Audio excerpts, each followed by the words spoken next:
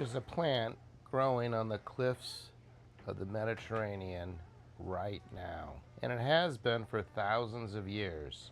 The ancient Greeks wore it in their held hair to help them think. Roman brides carried it at their weddings. Egyptians packed it into their tombs to accompany the dead into the afterlife. Its name literally means dew of the sea, rosmarinus. And this is the history of the story of Rosemary, in abridged history. So the earliest documented evidence comes from Egypt, with dried sprigs of rosemary and other things found in tombs dating roughly back to around 3000 BCE. Placed with the dead, the mummies, as part of the burial ritual, you'll often hear that it was found specifically in King Tut's tomb. And while that detail is popular, I couldn't find any evidence of it. It's not well sourced.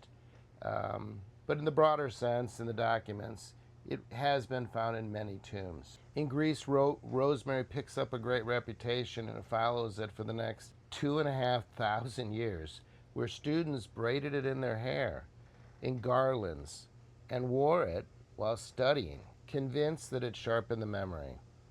This is the origin of a phrase you already may know: rosemary for remembrance, rosemary for memory.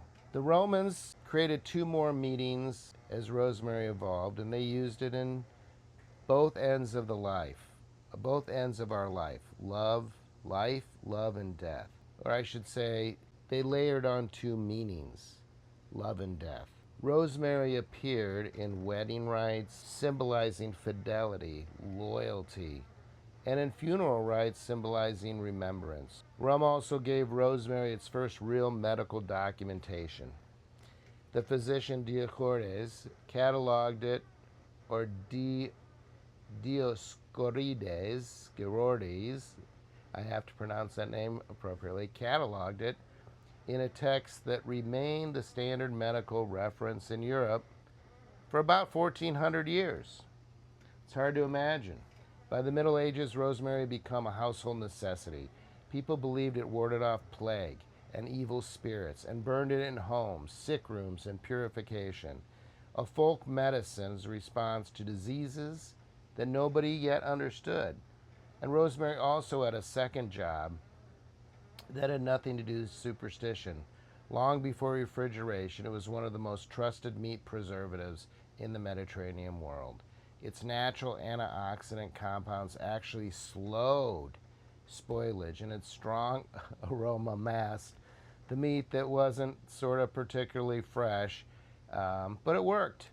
And even though nobody really understood the chemistry behind why, that's the practical, unglamorous reason rosemary becomes so deeply embedded in salt-cured and roasted meat traditions for centuries. Around 1370, a rosemary and alcoholic distillate appeared in Europe.